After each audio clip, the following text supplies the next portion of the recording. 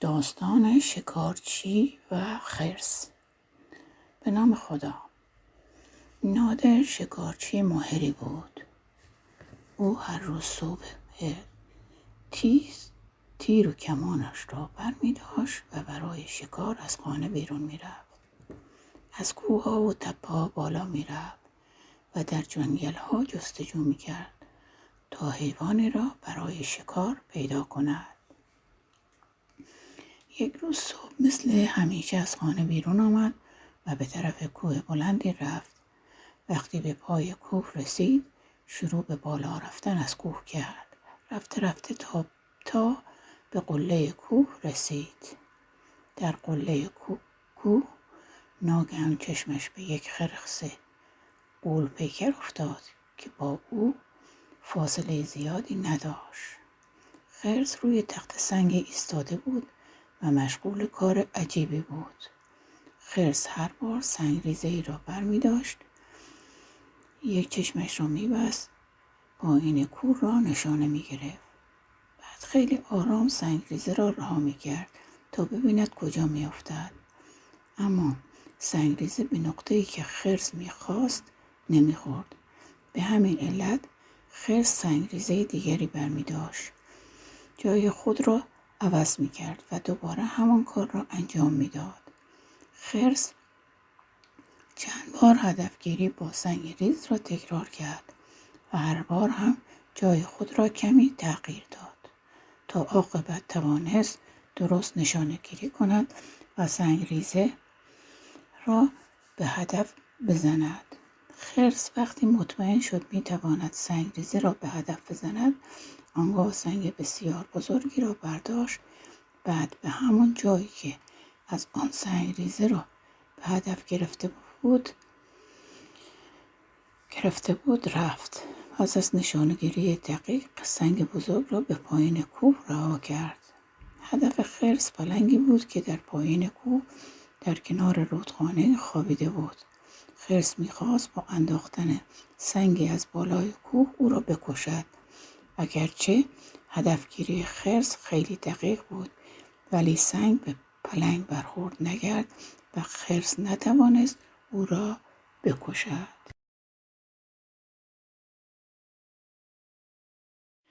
پلنگ با صدای سقوط سنگ از خواب پرید و اطراف خود نگاه کرد.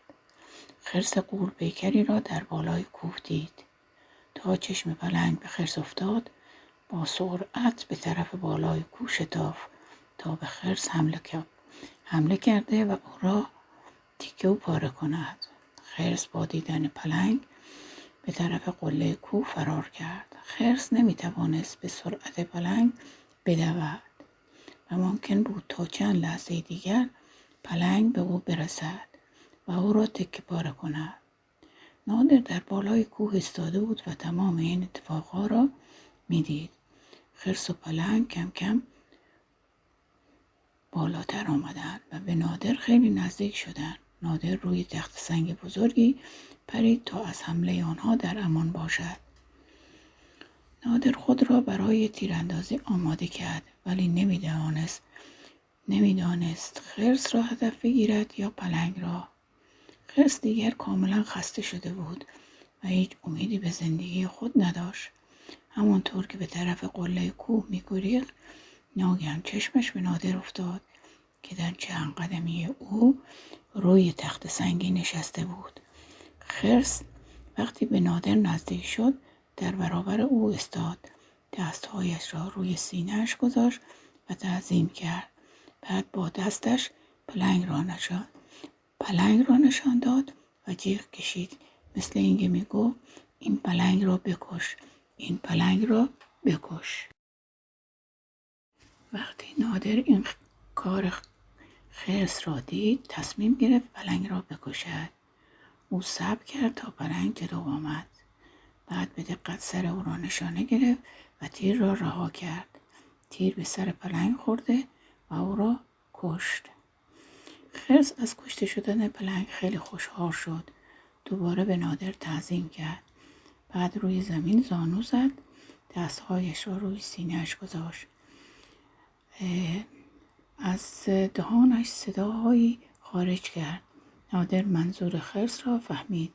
خرس با آن کارهایش میخواست به او بفهماند که از این به بعد با او دوست خواهد بود.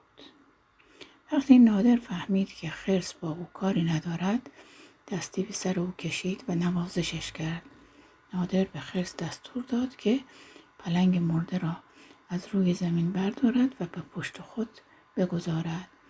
خرس لاشه سنگین پلنگ را به کول گرفت و دنبال نادر به طرف شهر حرکت کرد. وقتی که به شهر رسیدند، نادر پلنگ مرده را به یک پوست فروش فروخت و پول خوبی گرفت. پس از آن نادر خرس را به خانه خود برد.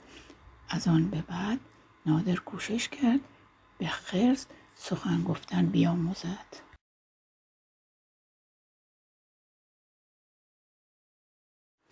نادر در خانه خود به تنهایی زندگی می‌کرد. به همین علت مجبور بود که تمام کارهای خانه را خودش انجام دهد.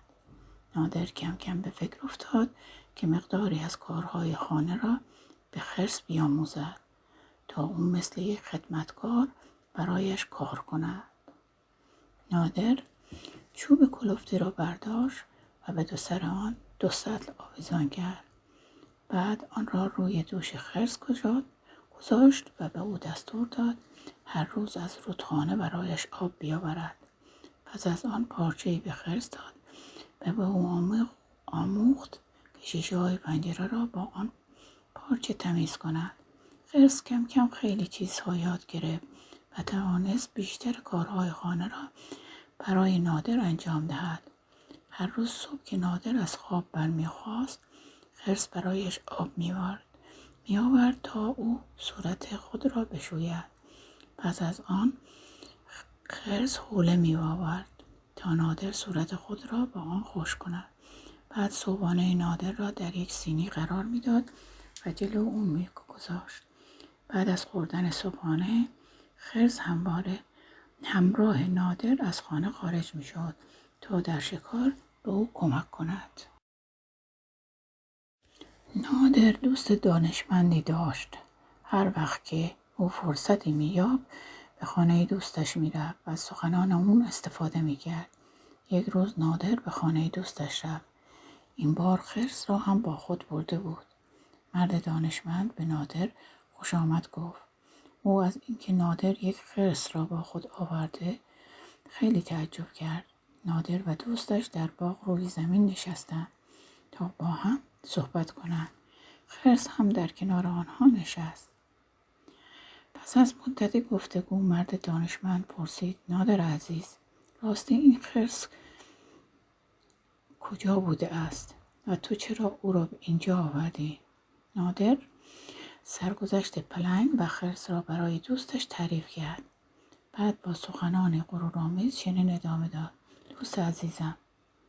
دوست عزیز، من نمیتوانم برای شما شرح دهم که این خرس چقدر با وفا و مهربان است.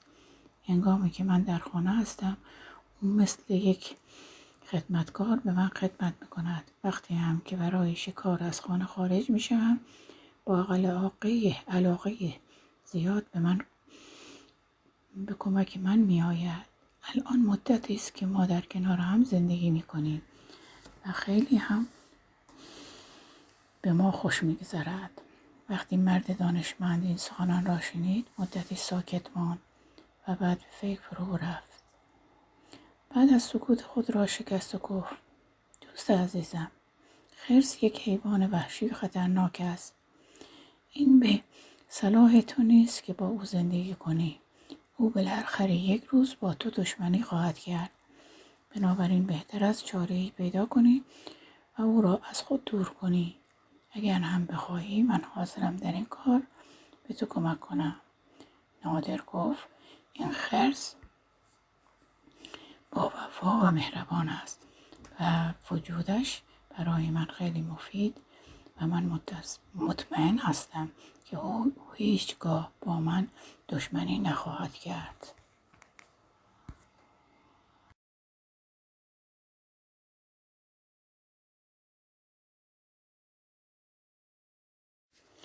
مرد دانشمند گفت او ممکن است خیلی به تو کمک کرده باشد، ولی چون یک حیوان وحشی اصلا قابل اعتماد نیست.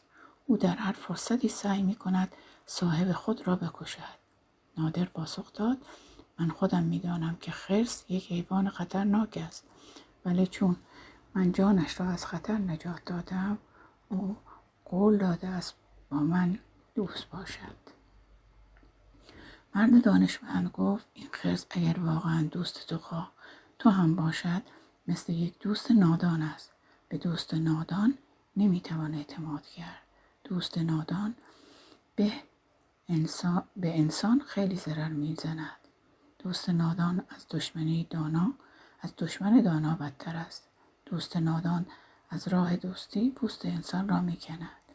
نادر از سخنان دوستش به قدری عصبانی شد که دیگر نتوانست ساکت بماند و با خشم فریاد زد تو مرد حسودی هستی و از اینکه خودت چنین خرسی نداری رنج میبری.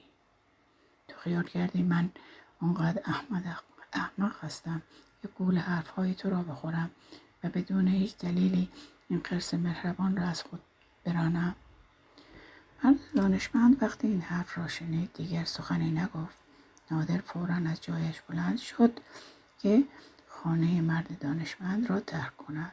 هنگام خروج از خانه مرد دانشمند دوباره گفت رفیق عزیز، این خرس یک دوست نادان است و دوست نادان خیلی خطرناک است. نسبت به این موضوع بیشتر فکر کن.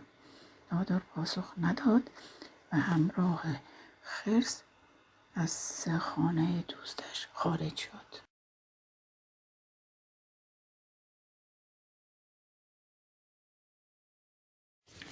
دو سه روزی از این ماجرا گذشت. یک روز نادر مثل همیشه به قصد شکار از خانه خارج شد. آن روز او هیچ حیوانی را سر راه خود نیافت. خسته و کوفته زیر درختی نشست و کم کم خوابش برد. خرس در کنار نادر نشسته بود و از او مواظبت میکرد. در این موقع مگسی پر زد و روی صورت نادر نشست.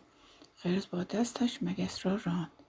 مگس چرخی زد و دوباره برگشت و روی صورت نادر نشست. خرس چند بار با دستش مگس را راند ولی مگس دوباره برگشت و روی صورت نادر نشست. خرس خیلی عصبانی شد. برای آخرین بار مگس را راند و گفت ای مگس احمق، اگر بار دیگر برگردی تو را میکشم. مگس باز برگشت و روی صورت نادر نشست. خرس که خیلی خشمگین شده بود سنگ بزرگی را از روی زمین برداشت. مگس هنوز روی صورت نادر نشسته بود. خرس برای اینکه مگس را بکشد سنگ را بالا برد و با قوت تمام به صورت نادر کوبید.